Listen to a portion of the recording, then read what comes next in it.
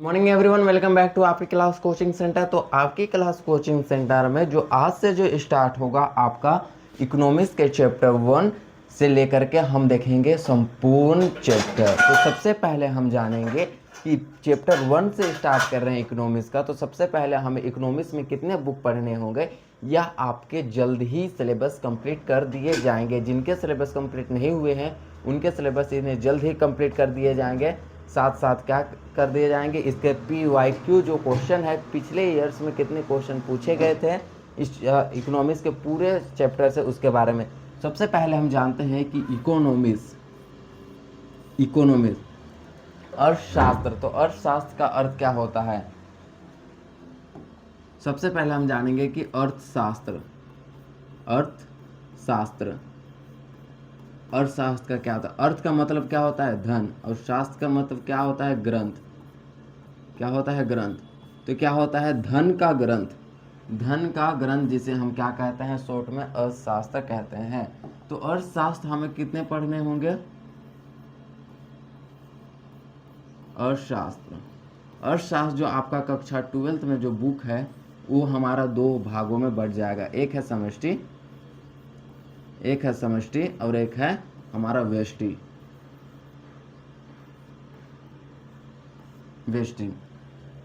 समष्टि में सभी चीज का अध्ययन करते हैं, व्यष्टि में किसी एक चीज का अध्ययन करते हैं। बस इतना समझिए, आपको अभी समष्टि व्यष्टि सब पता चल जाएंगे।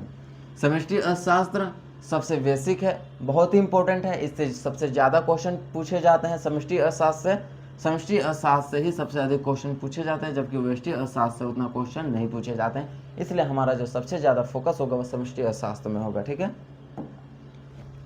तो चलिए आपका समष्टि अर्थशास्त्र जिसका परिचय चैप्टर 1 है, जिसमें आपका दिया गया है समष्टि अर्थशास्त्र का परिचय। चैप्टर 1 के बारे में देखते हैं। ठीक है, इसमें हम एक लाइन बताते रहे। इस अध्याय में हम लोग समष्टि अर्थशास्त्र की संपूर्ण अवधारणा पढ़ेंगे। निवेश, 1919 की महामंदी, पूंजीवाद, अर्थव्यवस्था आदि के सरल भाषा में व्याख्या करेंगे। ठीक है, ये हो गया। तो समष्टि अर्थशास्त्र का चैप्टर 1 का नाम ही है परिचय, मतलब अर्थशास्त्र का परिचय। तो सबसे पहले हम समझेंगे अर्थशास्त्र क्या होते हैं। तो अर्थशास्त्र का अर्थ हमने बता दिया कि धन का ग्रंथ। ठीक है, तो अर्थशास्त्र एक ऐसी सामाजिक विज्ञान की शाखा है जिसके अंतर्गत हम टॉपिक देख रहे हैं अर्थशास्त्र। तो अर्थशास्त्र आपको ध्यान भटकना नहीं चाहिए, टॉपिक में आपका ध्यान एकदम केंद्रित रहना चाहिए। अर्थशास्त्र का अर्थ होता है धन का ग्रंथ। अर्थशास्त्र सामाजिक विज्ञान की एक शाखा है जिसके अंतर्गत हम उपभोग, निवेश,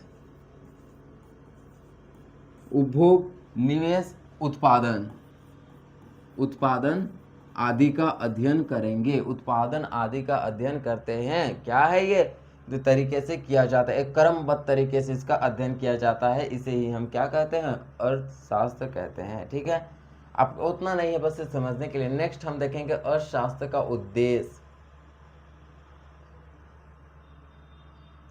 तो अर्थशास्त्र का उद्देश्य क्या है? तो अर्थशास्त्र का उद्देश्य है कि भौतिक संपत्ति में वृद्धि, देश की जितने भी भौतिक संपत्तियां हैं उसमें वृद्धि तथा लोगों का कल्याण, विकास ही अर्थशास्त्र का मुख्य उद्देश्य है। ये आपका टॉपिक है, क्लियर हो गए? छोटे छोटे टॉपिक हैं, आपको बस समझना है। अर्थशास्त्र के 3 प्रकार होते हैं। तो ये हम देखेंगे अर्थशास्त्र में अर्थव्यवस्था के 3 प्रकार। अर्थव्यवस्था के कितने प्रकार होते हैं? 3 प्रकार होते हैं। इसे आपको जानना बहुत जरूरी है और ये आपके लिए एग्जाम के लिए बहुत ज़्यादा इम्पोर्टेंट भी होते हैं। अर्थशास्त्र के अर्थव्यवस्था के 3 प्रकार। सबसे पहला होता है पूंजीवादी, उसके बाद होता है समाजवादी, उसके बाद आपका तीसरा जो होता है वो है आपका कौन सा? मिश्रित अर्थव्यवस्था। तो सबसे पहले हम जानेंगे कि पूंजीवादी अर्थव्यवस्था। पूंजीवादी अर्थव्यवस्था जिसे हम क्या कहते हैं? उदारवादी अर्थव्यवस्था भी कहा जाता है, यानी रूढ़िवादी अर्थव्यवस्था भी कहा जाता है। ठीक है, तो पूंजीवादी अर्थव्यवस्था क्या होता है? जिसके पूरे संपत्ति पर किसी एक व्यक्ति का ही अधिकार होता है। पूरे संपत्ति पर किसी एक व्यक्ति का अधिकार होगा तो वैसा देश पूंजीवादी अर्थव्यवस्था के अंतर्गत आते हैं। फॉर एग्जाम्पल के लिए यूएसए, तो यूएसए में जितने भी संपत्ति हैं वह डोनाल्ड ट्रंप के नेतृत्व में आते हैं, उनके ही अधिकार क्षेत्र के अंतर्गत आता है। तो पूंजी आदि अर्थव्यवस्था वैसा होते हैं जहाँ पे कंपटीशन होते हैं, एक व्यक्ति के नियंत्रण में होता है। बड़े बड़े उद्योगपति एक दूसरे उद्योगपति से क्या करते हैं, प्रतिस्पर्धा अर्थात कंपटीशन करते हैं। अब पूंजी आदि अर्थव्यवस्था को खुले बाजार की अर्थव्यवस्था भी कहा जाता है, क्योंकि ये खुले बाजार की नीति पर विश्वास रखते हैं। जब मार्केट उनके लिए खुला रहेगा तो क्या करेंगे, एक उद्योगपति दूसरे उद्योगपति से कंपटीशन करता है और वो आगे निकलना चाहता है उससे। इसी को हम क्या कहते हैं, पूंजीवादी अर्थव्यवस्था, जिस संपत्ति पर किसी एक व्यक्ति अर्थात निजी व्यक्ति का स्वामित्व होता है। यह हमें कौन कौन से देश में देखने को मिलते हैं, यूएसए, जर्मनी, फ्रांस की अर्थव्यवस्था कैसे अर्थव्यवस्था है, तो पूंजीवादी अर्थव्यवस्था है, पूंजीवादी देश है। ऐसा भी कहा जाता है कि यूएसए एक पूंजीवादी देश है, जर्मनी एक पूंजीवादी देश है, फ्रांस एक क्या है, पूंजीवादी देश है। देखते हैं हम समाजवादी अर्थव्यवस्था।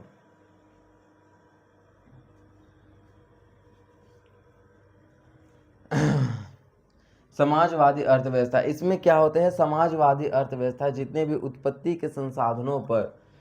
उत्पत्ति के संसाधन पर केंद्र सरकार का नियंत्रण होता है। ठीक है, इसको याद रखना है, हम यही देख रहे थे इसमें अर्थव्यवस्था के संसाधनों पर समाज का यहाँ पे ये वर्ड आपको देखना है, इसी के लिए हम इसको ध्यान दे रहे थे।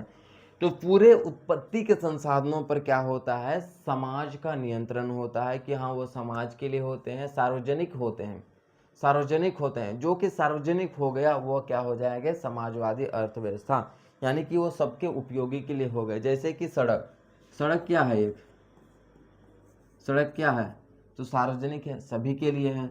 जैसे कि रेलवे सभी के लिए है, तो ये क्या हो जाएगा, समाजवादी अर्थव्यवस्था का ही एक क्या है, प्रोजेक्ट है या योजना है। हम कह सकते हैं आपको शमशान भी क्या है, एक है। मैदान भी हो गया, तो ये क्या है, समाजवादी की ही योजना है। ये सारे क्या आ जाएंगे, ऐसे व्यवस्था समाजवादी अर्थव्यवस्था के अंतर्गत आता है। तो समाजवादी अर्थव्यवस्था के अंतर्गत कौन कौन से देश आते हैं आपके हो जाएंगे, तो आपको देखने को मिलेगा यूएसएसआर यानी कि रसिया, चीन एक समाजवादी अर्थव्यवस्था है। वहाँ के संपत्ति पर सभी का अधिकार यानी कि सार्वजनिक क्षेत्र के लिए दिए जाते हैं। जैसे कि रूस हो गया, बुल्गारिया हो गया, यूगोस्लाविया हो गया, ये सारे देश कैसे देश हैं, तो ये समाजवादी अर्थव्यवस्था है। जिस देश की संपत्ति पर जनता का अधिकार होता है, वो समझते हैं कि यह हमारा है, ये हम उसका सार्वजनिक रूप से वह उपयोग करते हैं। ठीक है, तो समाजवादी अर्थव्यवस्था के 3 प्रकार होते हैं, पूंजीवादी जिसे हम कैपिटलिस्ट इकोनॉमी कहते हैं, सोशलिस्ट इकोनॉमी, समाजवादी। ये आपको पूरा याद करना है। आपको ये याद करने की क्या बात, आपको तो फिर से समझा दिए, एक व्यक्ति का नियंत्रण हो तो वह पूंजीवादी, सभी व्यक्ति का नियंत्रण हो तो वह समाजवादी। आपको याद है रसिया एक समाजवादी, यूएसए क्या है, एक पूंजीवादी देश है। इसमें याद करने से कौन सी बड़ी बात है। हम देखते हैं तीसरा, मिक्स्ड इकोनॉमी अर्थात मिश्रित अर्थव्यवस्था। मिश्रित अर्थव्यवस्था क्या होते हैं, आप याद कीजिए कि मिश्रित अर्थव्यवस्था में 2 चीज होते हैं। एक तो हम पूंजीवादी प्लस समाजवादी,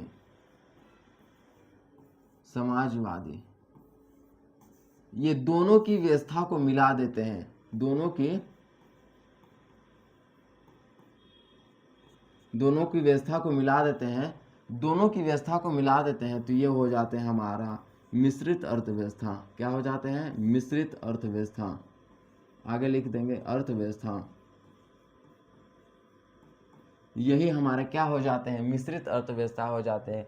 यदि पूंजीवादी और समाजवादी दोनों के गुणों के मिश्रित रूप हमारा मिश्रित अर्थव्यवस्था कहलाता है। जैसे कि हो गया बड़े उद्योग, जैसे कि छोटे उद्योग, बड़े नहीं छोटे उद्योग किसी एक व्यक्ति के हाथ में होता है। कपड़ा दुकान किसी एक व्यक्ति के हाथ में होता है। जैसे कि किसान अपने के लिए ही अनाज उपजाता है, अगर दूसरे के लिए भी उपजाता है तो उसके पैसा से नहीं देता है, फ्री में नहीं ना देता है। तो किसान क्या हो जाएंगे, एक पूंजीवादी में आ जाता है। जैसे कि जूता चमार, चमार कैसे आ जाते हैं कि एक पूंजीवादी देश के अंतर्गत आ जाते हैं। पूंजीवादी अर्थव्यवस्था है ये सारा। और हम देखते हैं कि बड़े उद्योग क्या हो जाएंगे, बड़े उद्योग। बड़े उद्योग ये क्या, समाजवादी यानी कि सार्वजनिक, इस पर केंद्र सरकार का नियंत्रण होता है। जिस पर केंद्र सरकार का नियंत्रण हो वो समाजवादी सार्वजनिक अधिकार के अंतर्गत आता है। जैसे कि आरबीआई, हमारे देश का आरबीआई क्या है, एक समाजवादी अर्थव्यवस्था का ही एक उदाहरण है। पंचवर्षीय योजना, पंचवर्षीय योजना क्या है, एक समाजवादी व्यवस्था है, पंचवर्षीय योजना। तो ये दोनों के गुण को हम मिला दे, एक व्यक्ति का भी अधिकार दे दे और सार्वजनिक अधिकार भी दे दे, तो हमारा क्या हो जाता है, मिश्रित अर्थव्यवस्था हो जाता है। सड़क में चलने का अधिकार सबको है, इसी के लिए वह समाजवादी हो गया। जैसे कि हो गया आपका मैदान, ये सारे कैसे हो जाएंगे, इस पर केंद्र सरकार ने नियंत्रण आता है, तो ये समाजवादी के अंतर्गत आ जाता है। ये दोनों के गुण को मिला करके यदि हम एक तीसरी व्यवस्था का निर्माण करते हैं, उसी को हम क्या कहते हैं, मिक्स इकोनॉमी कहते हैं। मिक्स इकोनॉमी अर्थात मिश्रित अर्थव्यवस्था कहा जाता है। इसी को पूंजीवादी और समाजवादी दोनों के गुण को मिला दिया जाता है तो वो मिक्स इकोनॉमी या तो मिश्रित अर्थव्यवस्था कहलाता है। ये आपको पूरी तरह से समझ में आ गया कि जैसे कि मिश्रित इकोनॉमी में फॉर एग्जांपल के लिए कौन है, सबसे बड़ा देश भारत है। भारत की जो अर्थव्यवस्था है वह मिश्रित अर्थव्यवस्था है, ना कि पूंजीवादी ना तो समाजवादी। न ही हमारा देश किसी एक व्यक्ति को बढ़ावा देता है, न ही हमारा देश केंद्र सरकार के सार्वजनिक क्षेत्रों को बढ़ावा देता है। हमारा देश एक व्यक्ति को भी समान अधिकार देता है और सभी व्यक्ति के लिए भी समान अधिकार देते हैं। जैसे कि सभी व्यक्ति के लिए सभी चीज़ होते हैं और कुछ ऐसे चीज़ होते हैं जिस पर किसी एक व्यक्ति का ही होता है। ये हो जाते हैं हमारे अर्थव्यवस्था के तीन प्रकार। पूरी तरह से समझा चुके हैं अर्थव्यवस्था के तीन प्रकार। सबसे पहला होता है पूंजीवादी अर्थव्यवस्था, ठीक है। दूसरा होता है, दूसरा में आप लिख सकते हैं समाजवादी अर्थव्यवस्था। और तीसरा हो जाते हैं आपके मिश्रित अर्थव्यवस्था, जिसके यहाँ पे दिए गए हैं नोट। इसमें निजी एवं सार्वजनिक दोनों क्षेत्र के साथ पाए जाते हैं। समझ में आ गया ये सारा, उतना तो समझा चुके हैं। अर्थशास्त्र के प्रकार, अब देखेंगे हम अर्थशास्त्र के प्रकार।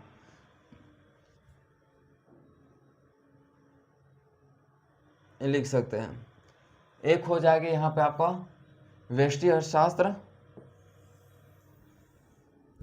और यहाँ पे आपका एक हो जाएगा समष्टि अर्थशास्त्र। व्यष्टि अर्थशास्त्र, समष्टि अर्थशास्त्र। तो अर्थशास्त्र के कितने प्रकार हमने बताए थे, दो प्रकार के बताए थे। कौन सा, एक है व्यष्टि, व्यष्टि और एक हो जाता है हम लोग का समष्टि।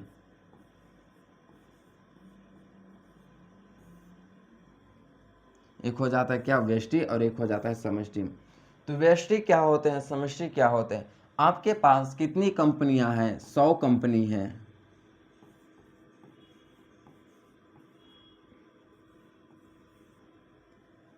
तो कितने कंपनी है, टोटल 100 कंपनी है।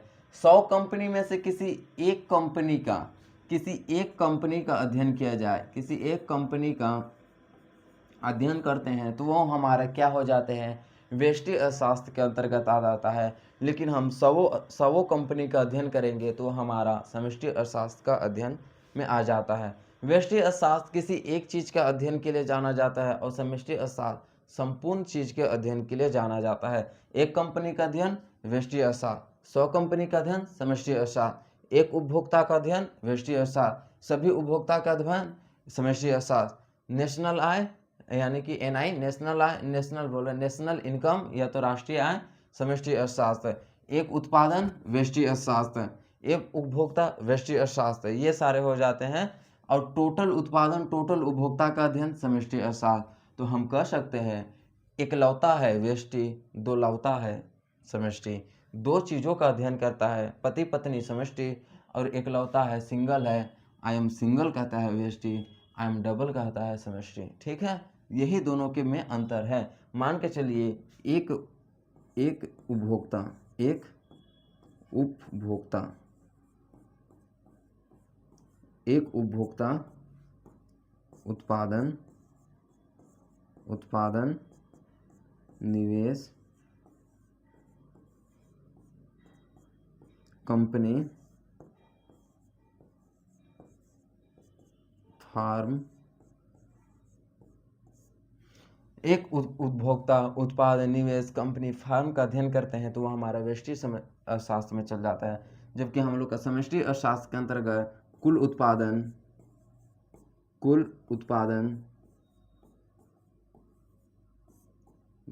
निवेश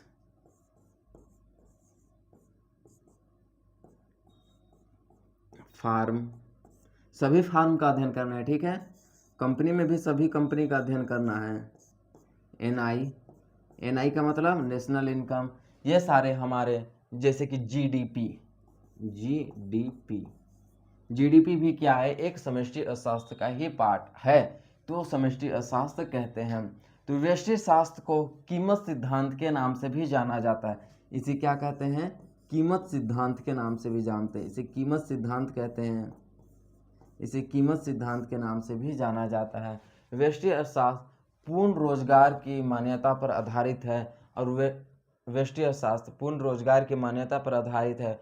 समष्टि अर्थशास्त्र जो है संपूर्ण अपूर्ण रोजगार के मान्यता पर आधारित है। सभी चीज का अध्ययन करते हैं, स से समष्टि, स से सभी, स से संपूर्ण, स से समष्टि, ऐसे भी याद रख सकते हैं। और व्यष्टि एकल चीज का अध्ययन किया जाता है। तो यही पूछा गया है कि पूर्ण रोजगार की मान्यता पर कौन आधारित है, व्यष्टि अर्थशास्त्र है। इसे हम कीमत सिद्धांत के नाम से भी जाना जाता है। केंद्रीय समस्या कीमत निर्धारण करते हैं। और क्या समष्टि अर्थशास्त्र विश्लेषण के कुल उत्पादन हो जाता है। इसके अंतर्गत संपूर्ण आर्थिक इकाइयों का अध्ययन किया जाता है। समष्टि अर्थशास्त्र का अध्ययन करना एक तरह से बहुत ही जटिल प्रक्रिया होती है, क्योंकि कोई भी व्यक्ति एक कंपनी को तो तुरंत अध्ययन कर लेगा, लेकिन सारे कंपनियों का अध्ययन करने में थोड़े सुन के समस्या हो जाएंगे। क्या आपको एक कॉपी में लिखने के लिए देंगे, आप लोग 2 भाई हैं, आपको एक कॉपी में लिखने के लिए दे रहे हैं और आपके बड़े भाई को हम 4 कॉपी में लिखने दे रहे हैं, तो सबसे पहले काम किसका पूरा होगा, आपका पूरा होगा। और जो 4 कॉपी जिन भाई को देंगे उसका देर से पूरा होगा। तो ठीक उसी प्रकार समष्टि अर्थशास्त्र को समझना, उसका कार्य को करना एक तरह से जटिल प्रक्रिया के अंतर्गत आता है। ठीक है,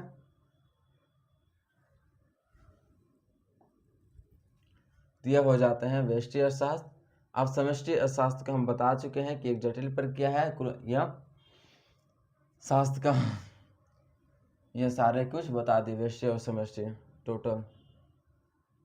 अब हम देखते हैं आर्थिक एजेंट।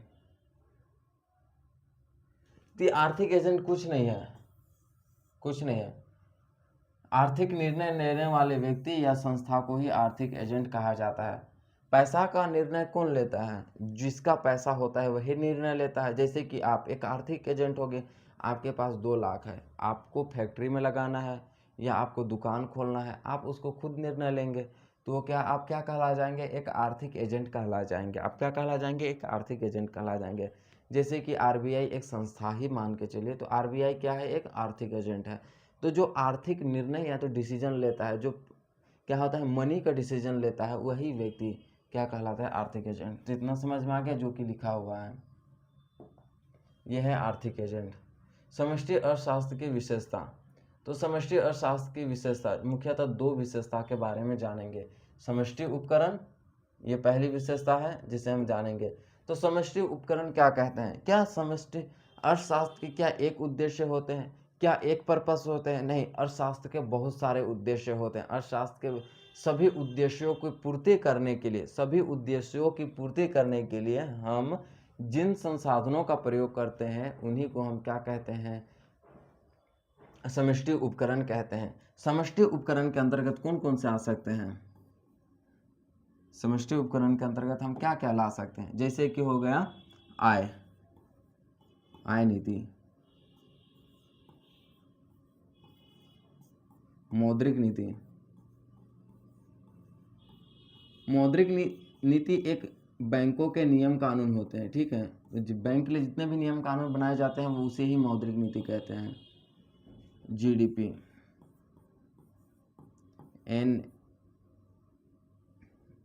एनएनपी, जीएनपी, ये क्या है? ये सारे समष्टि उपकरण हैं। इन्हीं को हम क्या कहते हैं? समष्टि उपकरण कहते हैं।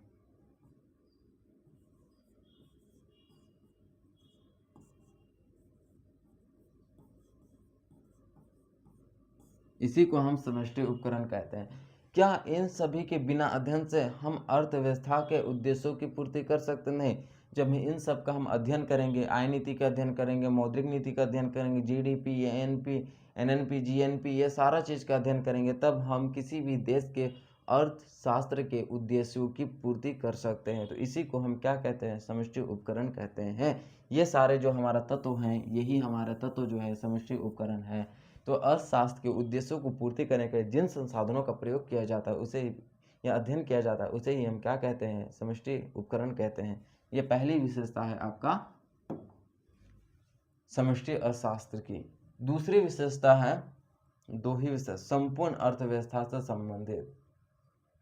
संपूर्ण अर्थव्यवस्था से संबंधित जैसे 3 अर्थव्यवस्था प लिखते हैं पूंजीवादी, एक होता है समाजवादी, स लिख दे रहे हैं समाजवादी, और एक होता है म लिख दे रहे हैं मिश्रित अर्थव्यवस्था। ये सारे अर्थव्यवस्था से संबंधित हो जाते हैं, ये संपूर्ण अर्थव्यवस्था से संबंधित। इसी को हम क्या कहते हैं? समष्टि अर्थशास्त्र के दूसरी विशेषताएं होती हैं। ये दोनों देख लिए। आगे हम देखेंगे, अगला टॉपिक हमारा होगा समष्टि अर्थशास्त्र के अध्ययन में सहायक, कि व्यष्टि अर्थशास्त्र किस प्रकार समष्टि अर्थशास्त्र के अध्ययन में सहायक होते हैं, इसके बारे में जानेंगे। तो यहीं के क्लास यहीं पे रोकते हैं, अभी तो बहुत टाइम हो चुका है। फिर नेक्स्ट क्लास में हम फिर मिलते हैं। धन्यवाद।